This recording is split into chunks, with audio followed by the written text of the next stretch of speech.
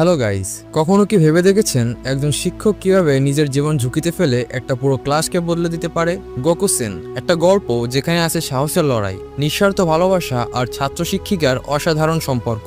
এটা শুধু একটা মুভি নয়, এটা এমন এক জার্নি যেটা আপনাকে হাসাবে, কাঁদাবে আর ভাবিয়ে তুলবে। তাই ভিডিওটা এক সেকেন্ডও মিস করবেন না। আমি আছি আপনার সাথে আর আপনি দেখছেন রোমেশ এক্সপ্লেইনড। চলুন শুরু করা যাক। গল্পের শুরুতে একটি ফ্লাইট জাপানের একটি বিমানবন্দরে ল্যান্ড করে, যার ভিতরে কিছু সন্ত্রাসবাদী রয়েছে এবং দাবি করে যদি যাত্রীদের বেঁচে থাকতে দেখতে চান তাহলে আমাদের $10 মিলিয়ন দিন এবং পালানোর জন্য একটি আলাদা বিমান দেন।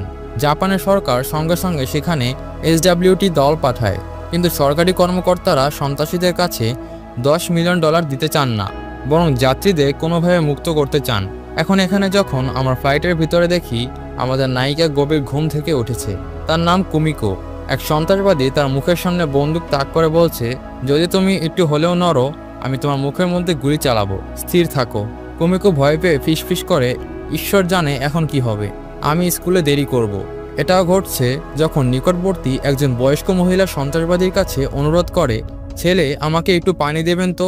কিন্তু না, সন্ত্রাসবাদী তাকে হুমকি দেয় যেন চুপচাপ বসে থাকে, না হলে এক গুলিতে উড়িয়ে দেবে। কথা শুনে বন্ধুরা কুমি রেগে যায় এবং উঠে দাঁড়িয়ে সন্ত্রাসবাদীকে ছেড়ে দেয় যে তোমার এত সাহস কি, তাও একজন বৃদ্ধ মহিলাকে হুমকি দাও। তার এমন রোষ শুনে সন্ত্রাসবাদীরা চমকে যায়। এছাড়াও বন্ধুরা সবাই এক মুহূর্তের জন্য ভয় পায় এবং তারপর তাদের নেতা এসে কুমিকোকে গুলি চালাতে চায় সব শেষ করার জন্য। অন্যদিকে আধিকারিকরা ফ্লাইটের ভিতর থেকে ধনাধন শব্দ শুনে আরও ভয় পায় যে সন্ত্রাসবাদীরা যাত্রীদের হত্যা করছে। তারা SWT দলকে সতর্ক করে এবং দল ফ্লাইটে প্রবেশ করতে যাচ্ছে। তখন এক এক করে সন্ত্রাসবাদীরা নিজেই বেরিয়ে আসে। তারা সবাই মাথা নোয়ায় এবং ক্ষমা চায়, ছেড়ে দিন, আমরা আর এখানে আসবো না, কিন্তু দয়া করে এই মহিলার কাছ থেকে আমাদের বাঁচান। বন্ধুরা কুমিকো এবং সেখানে দাঁড়ানো মিডিয়া পুলিশ তাদের পিছনে আসে। কেউই বুঝতে পারে না কি হয়েছে। কুমিকো খুব অহংকার করে বলে, তুমি কি দেখছো, আমি কিছুই করিনি, আমি একটি ছোট স্কুলের গণিত শিক্ষক, তাছাড়া হ্যাঁ আমি একজন অবিবাহিত। এইভাবে বন্ধুরা সে এমন কিছু কথা বলেছে যা ঈশ্বরই জানেন কি। পুলিশ এবং মিডিয়া মনে করে সে পাগল মেয়ে, অবশ্যই ভিতরে কিছু অন্য কারণ থাকতে পারে। এমন একটি কথা হয়েছে যার ফলে এই সন্ত্রাসীরা এখান থেকে পালাচ্ছে। কিন্তু এই সব ঘটনা সরাসরি দেখে কুমিকোর পরিবার এবং কুমিকোর স্কুলের প্রধান শিক্ষক, যিনি কুমিকোর পরিবারের বাস্তবতা জানেন, এবং কুমিকোর পুরনো ছাত্রছাত্রীরা সবাই বিস্মিত হয়। যখন কুমিকো বাড়ি ফিরে আসে তার বন্ধু এবং পরিবার তাকে অনেক প্রশংসা করে। তবে কুমিকোর পরিবার ইয়াকুজা দলের অন্তর্ভুক্ত, যা জাপানে একটি অত্যন্ত বিপজ্জনক গ্যাং ছিল। কুমিকোর দাদা সেই গ্যাংয়ের নেতা ছিলেন, এজন্য তিনি ছোটবেলা থেকেই কুমিকোকে সব ধরনের মার্শাল আর্ট শিখিয়েছিলেন। কুমিকোর বাবা মা ছোটবেলায় মারা যায়, তাই তার দাদা চেয়েছিলেন কুমিকোকে তার গ্যাংয়ের নেতা বানাতে। কিন্তু কুমিকো শিক্ষক হতে চেয়েছিল এবং পুরো গ্যাংটি কুমিকোর পক্ষে সাপোর্ট করতে শুরু করলো। এরপর যখন কুমিকো স্কুলে যায় সেখানে অন্যান্য শিক্ষকরা পুরোপুরি চমকে যায় এই খবর শুনে যে কুমিকো সন্ত্রাসবাদীদের সঙ্গে যুক্ত হয়েছে। যখন তারা জিজ্ঞেস করে কুমিকো বলে, আমি কিছু করিনি, আমি শুধু শান্তভাবে একটি সময় তাদের বুঝিয়েছি। তারা ভালো সন্ত্রাসবাদী ছিল, তাই তারা বিষয়টি বুঝতে পেরেছে। আর বন্ধুরা দেখুন, এই স্কুলের প্রধান শিক্ষক যিনি কুমিকোর সব কিছু জানেন, তিনি তাকে একা ডেকে বলে, দেখো ভবিষ্যতে এরকম অভিনয় করো না, না হলে পৃথিবীর মানুষের সন্দেহ হবে। যে কোনো অবস্থাতেই তারা তোমার বাস্তবতা জানতে পারবে না। নইলে আমার কাছ থেকে একটা কথা মনে রেখো, তুমি স্কুলে কাজ করতে পারবে না এবং আমাদের স্কুলের নামও কলঙ্কিত হবে। তারপর বন্ধুরা একজন পুরুষের কণ্ঠ আসে, বলছে, দুঃখিত আমি একটু দেরি হয়ে গেলাম, আমি রিউ এবং আমি এখানে শিক্ষক সহকারী হিসেবে কাজ করতে এসেছি। কুমিকো এবং প্রধান শিক্ষক তাকে দেখে অবাক হয়, কারণ সে কুমিকোর পুরনো ছাত্র ছিল যখন সে অন্য একটি স্কুলে কাজ করত এবং একই স্কুলের প্রধান শিক্ষকও কাজ করতেন। কুমিকোর সহকর্মীরা জিজ্ঞেস করে, তুমি এত অবাক কেন, তোমরা কি আগেই তাকে চেনো? সে বলে, হ্যাঁ সে আমার পুরনো ছাত্র, আমি তাকে কিভাবে ভুলবো। তারপর সে রিউককে জিজ্ঞেস করে, তুমি কি আমার দ্বারা অনুপ্রাণিত হয়ে নিজে শিক্ষক হতে চাও? সে নির্বিকারভাবে বলে, না তা কিছু না। কিন্তু কুমিকো তাকে ছাড়ে না এবং বলে, হ্যাঁ আমি তোমার শিক্ষক ছিলাম, আমাকে অবজ্ঞা করো না। তারপর সে রিউকে নিয়ে ক্লাসে যায়।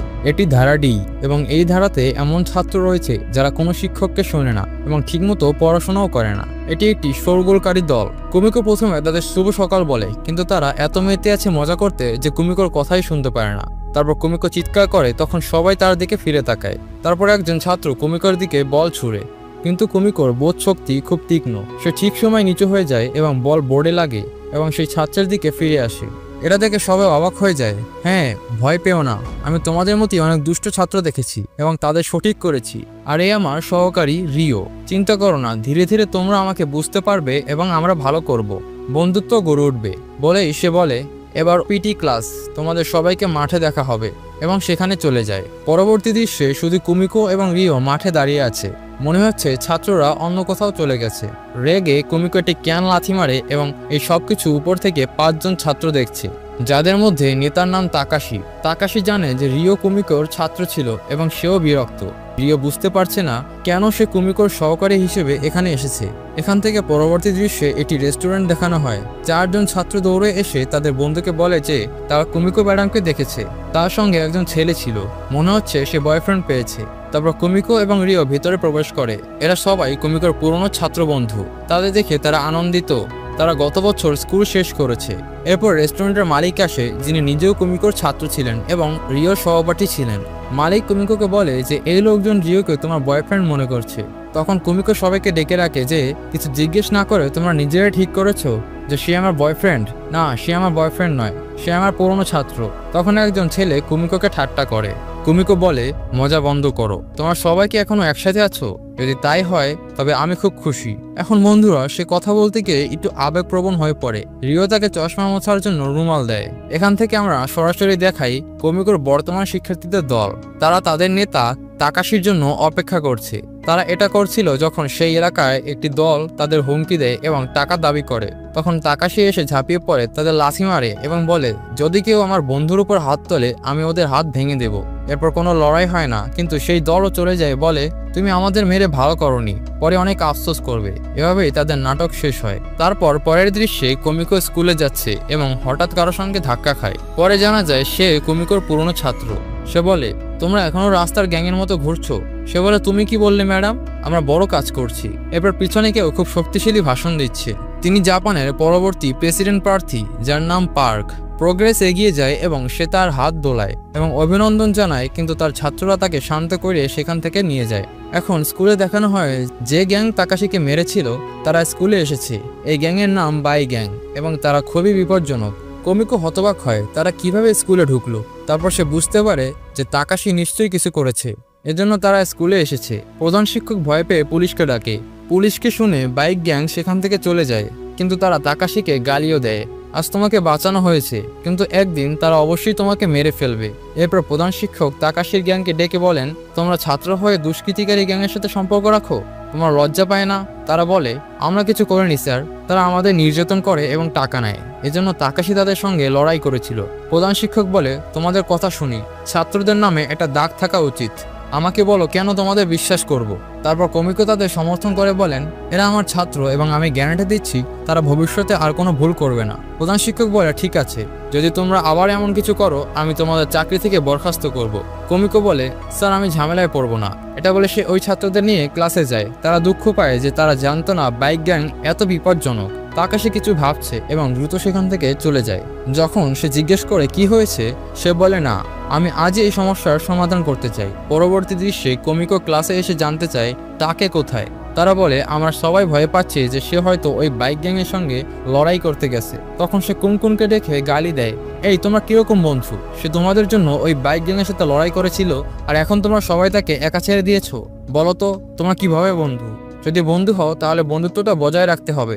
এরপর রিও তাদের বলে, দেখো আমি তোমাদের মতোই একজন দুষ্ট ছেলে ছিলাম, কারো কথা শুনতাম না। তারপর কুমিকো ম্যাডাম আমার ক্লাস শিক্ষক হিসেবে এলেন।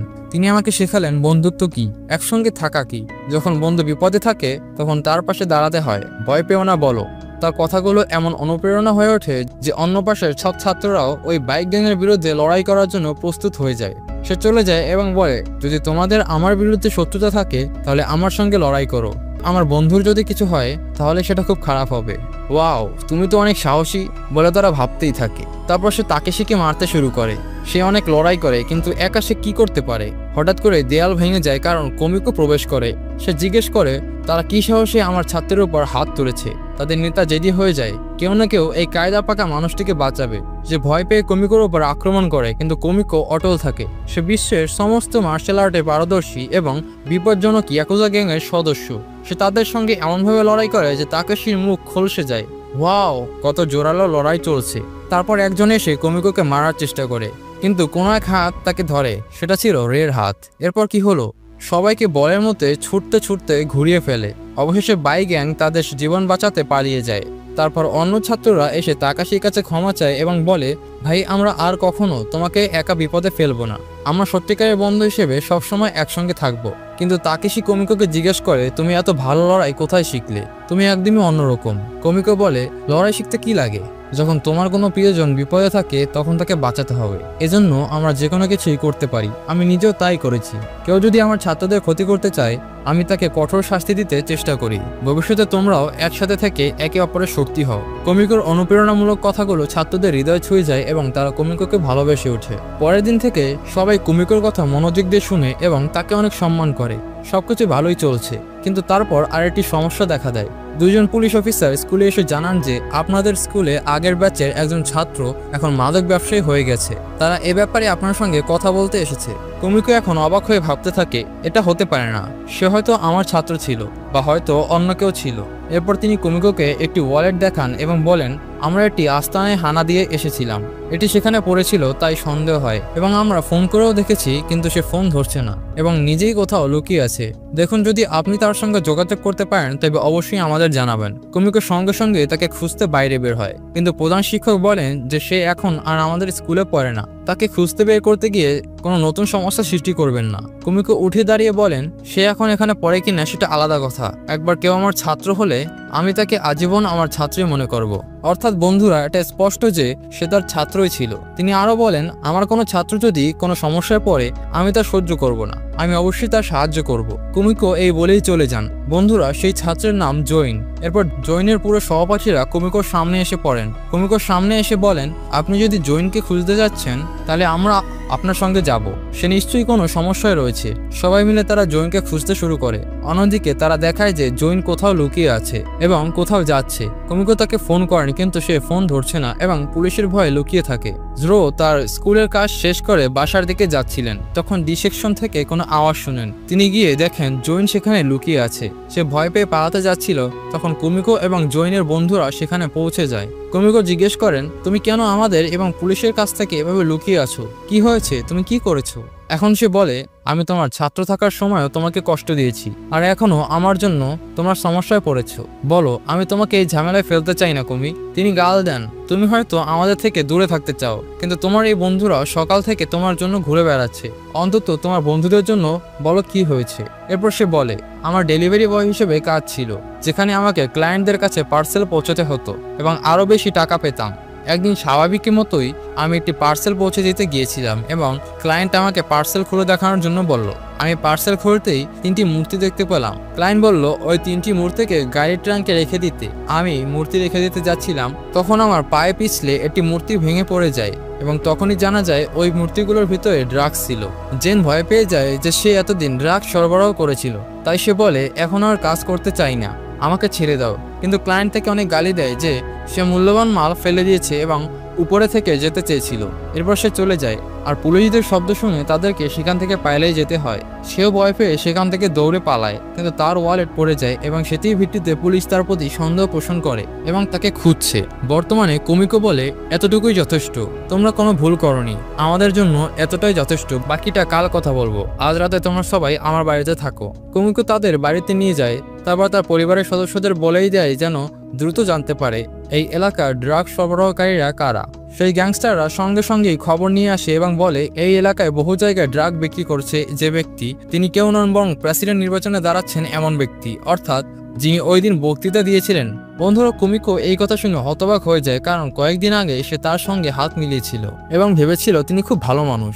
তার উপর তিনি নির্বাচন দাঁড়িয়ে মানুষের ভোট নেওয়ার জন্য চেষ্টা করছেন। এখন কুমিকোর কথা শুনে ছাত্ররা বুঝতে পারে যে ওই পার্কই এই সমস্যার মূল কারণ। তারপর সবাই ঘুমাতে চলে যায়। সকালে কুমিকো উঠে ছাত্রদের দেখতে যায়, কিন্তু সেখানে কেউ থাকে না। তখন সে বুঝতে পারে যে তারা অবশ্যই তার কথা শুনে সরাসরি পার্কের কাছে চলে গেছে।